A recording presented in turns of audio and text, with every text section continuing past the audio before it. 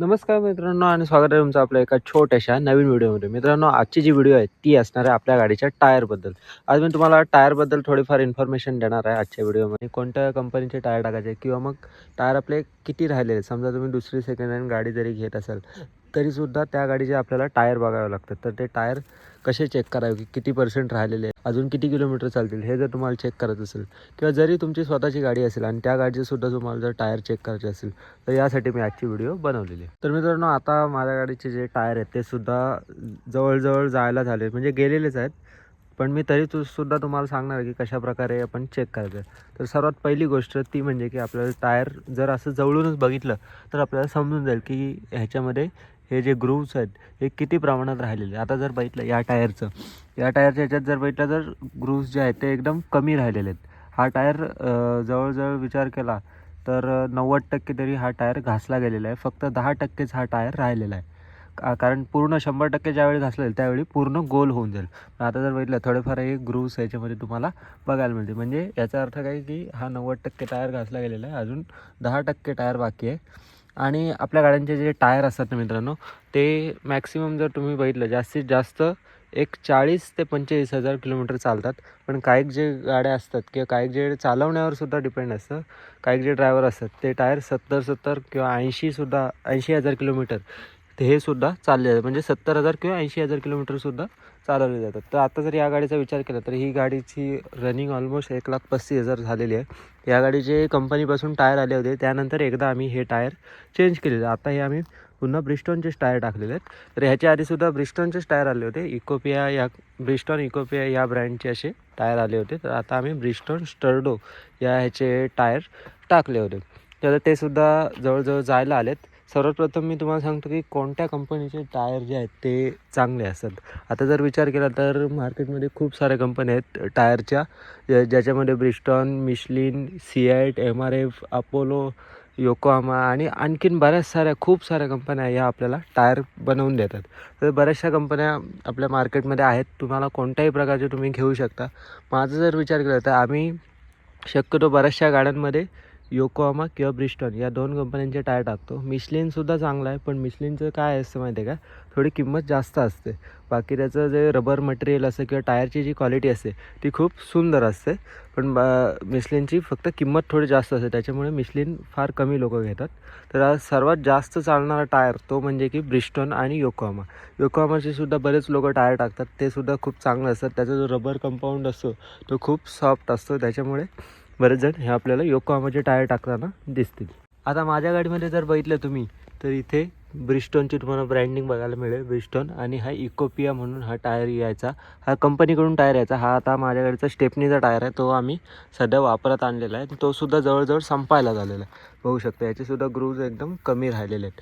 तर हा यायचा कंपनीकडनं. त्यानंतर आता आम्ही टाकलेला आहे तो म्हणजे की ब्रिस्टॉनचाच स्टर्डो म्हणून येतो या ब्रँडचा, म्हणजे थोडा प्रीमियम आहे त्याच्यापेक्षा.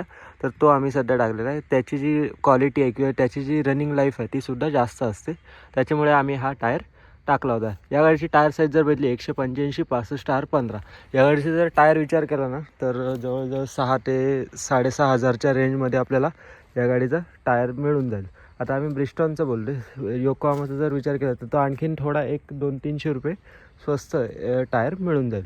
तर ह्या 4-5 कंपन्या आहेत, त्याच्यामध्ये कोणत्याही तुम्ही टाकू शकता. पण जर विचार केला आमचा तर योकोहामा किंवा ब्रिस्टॉन या 2पैकी कोणत्याही कंपनी बिनधास्त टाका, ज्याच्यामुळे तुम्हाला कोणताही प्रॉब्लेम नंतर येणार नाही. आणि जरी प्रॉब्लेम आला ह्याची वॉरंटी गॅरंटीसुद्धा फुल असते, त्याच्यामुळे काहीच टेन्शन घ्यायची गरज नाही. आता मी तुम्हाला सांगतो की या टायरची लाईफ किती राहिली आहे, कसं ओळखायचं. आता जर विचार केला या गाडीचा, हे ग्रूव्स तुम्हाला बरेचसे दिसत असतील. तर ह्याच्यावर न जाता आपल्याला या टायरला इंडिकेटर मिळतात. हे बघा, हे इंडिकेटर दिले. या इथं जर बघितलं या लाईनमध्ये तुम्हाला मध्ये 2 ठिकाणी इंडिकेटर मिळतात. एक म्हणजे हे बघा, हा आहे, त्यानंतर आणखीन एक इथे आहे, त्यानंतर इथे हे एक लाईन मिळते. त्यानंतर खाली आणखीन एक लाईन मिळते, ती म्हणजे की ही आहे 90% किंवा 80%ची इंडिकेशन असतं, 80 किंवा 90%. आणि हे जर खाली बघितलं पूर्ण 100% ज्यावेळी आपला टायर खराब होईल त्यावेळी या इंडिकेशनपर्यंत येतो.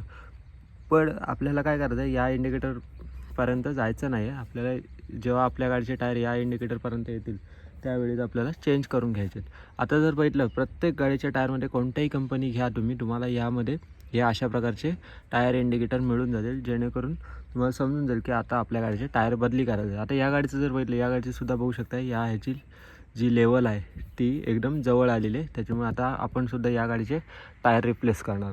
तर ह्याच्यावरनं तुम्ही समजू शकता. त्यानंतर दुसरी गोष्ट की तुम्हाला समजून जाईल की ह्याच्यामध्ये किती जागा राहिली, किंवा मग आणखीन एक दुसरा ऑप्शन आहे. समजा तुम्ही दुसरी गाडी घेत असाल, सेकंड हँड गाडी घेत असाल, किंवा दुसरी गाडी कुठली बघायला, किंवा तुमच्या गाडीचे टायर चांगले असतील तर ते कसे ओळखायचे ते मी तुम्हाला सांगतो. हो का, तुमच्या जर गाडीचं समजा टायर चांगले असतील आणि तुम्हाला जर ओळखायचं की हे किती टक्के राहिलेले आहेत, किंवा मग पुढचे टायर किती टक्के आहेत आणि मागचे टायर किती टक्के, म्हणजे कोणते टायर चांगले आहेत हे जर तुम्हाला ओळखायचं असेल तर तुम्हाला एक कॉईन घ्यायचा आहे. कॉईन आपल्याला काय करायचं आहे, ह्याच्यामध्ये ठेवायचा आणि इथनं बघायचं आहे. बघा, या साईडने बघायचं की किती गॅप राहिले. आता हे टायर पूर्ण खराब झाले आहेत, त्याच्यामुळे ह्याच्यामध्ये काहीच म्हणजे दिसत नाही आहे. या साईडला जर ठेवलं तर बघितलं तर तुम्ही बघू शकता की खाली किती गेलेलं आहे कॉईन, आणि इथे ठेवला तर पूर्ण वरती राहतं, इथे ठेवलं तर खाली जातं. ते ह्याच्यावरून तुम्ही समजू शकता. असं पुढच्या टायरला करायचं, त्यानंतर तसंच सेम मागच्यासुद्धा टायरला करून बघायचं, आणि मग त्याच्यावरून ठरवायचं की कोणत्या टायरचं जे मटेरियल आहे ते जास्त राहिलेलं आहे. आता हा ब्रिस्टॉनचा जर टायर बघितला तर ह्याच्यामध्ये हे जे मटेरियल आहे खूप सॉफ्ट येतं, आणि ह्याच्यामध्ये ह्याचा जो आहे ना जो रोड नॉईस आपण म्हणतो, गाडी ज्यावेळी रोडला चालली त्यावेळी टायरचा सुद्धा घासल्याचा आवाज येतो, तर तो खूप कमी येतो. त्याच्यामुळे आम्ही हा ब्रिस्टॉनचा टायर टाकलेला आहे. तर अशा प्रकारे आहे. तुम्हाला आणखीन एक गोष्ट सांगतो, ती म्हणजे की तुम्ही समजा सेकंड हँड गाडी घेत असाल तर तुम्हाला टायर कसे चेक करायचे. आता तुम्ही ह्या थ्रेड बघून समजू शकता की कशा प्रकारे किती टायर राहिलेत, किंवा हे इंडिकेटर बघून सांगू शकता की किती टायर राहिलेले आहेत. आणखीन एक गोष्ट ती म्हणजे की टायर कधी टाकलेले आहेत हे जर तुम्हाला बघायचं असेल तर प्रत्येक कंपनी ही आपल्या टायरवर इथे हे देते. ते जर बघितलं तर 20 आणि 23 म्हणजे 20वा आठवडा. आता हे या कंपनीने आठवड्यामध्ये दिलेलं आहे. बऱ्याचशा कंपन्या आठवड्यामध्ये देतात, बऱ्याचशा कंपन्या महिन्यांमध्ये सुद्धा देतात. इथे जर बघितलं तुम्ही, हे बघा इथे दिलं 20वा आठवडा आणि 2023 म्हणजे 23. आता हे 2023 असं बघायला गेलं तर असं 2023 वाटते, पण हा 2023 नाही आहे, हे आहे 20वा हप्ता आणि 2023वं वर्ष, म्हणजे 23व्या वर्षात हा टायर बनलेला आहे. आता या टायरला जवळजवळ 2 वर्ष होऊन गेलेले टायर टाकलेला, आणि आता टायर पुन्हा एकदा चेंज करायची वेळ आली. आता मी तसंच तुम्हाला दुसऱ्या टायरचं सुद्धा दाखवतो. मित्रांनो, तुम्हाला माहीत असेल की आपली जी गाडी आहे ती 2021ला घेतली होती, आणि हा जो टायर आहे ना या साईडचा, हा आम्ही स्टेपनीचा टायर लावला होता, कारण 3 टायर नवीन टाकले होते आम्ही, आणि एक टायर जो आहे तो स्टेपनीचा वापरला.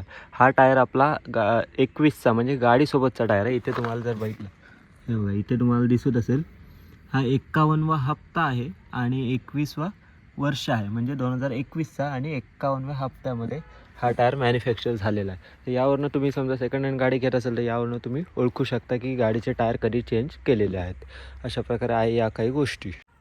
तर मित्रांनो, या काही गोष्टी होत्या आपल्या या टायरबद्दल. तुम्हाला कशी वाटली छोटीशी इन्फॉर्मेशन हे कमेंट करून नक्की सांगा. आजची जी व्हिडिओ आहे ती इथे एंड करतो आहे. जर आपली व्हिडिओ आणि इन्फॉर्मेशन आवडली असेल तर व्हिडिओला लाईक करा, शेअर करा, आणि आपल्या जर चॅनलवर तुम्ही नवीन आले असाल तर चॅनलला नक्की सबस्क्राईब करा. तर भेटूया आणखीन एका अशा छोट्याशा इन्फॉर्मेटिव्ह नवीन व्हिडिओमध्ये. धन्यवाद.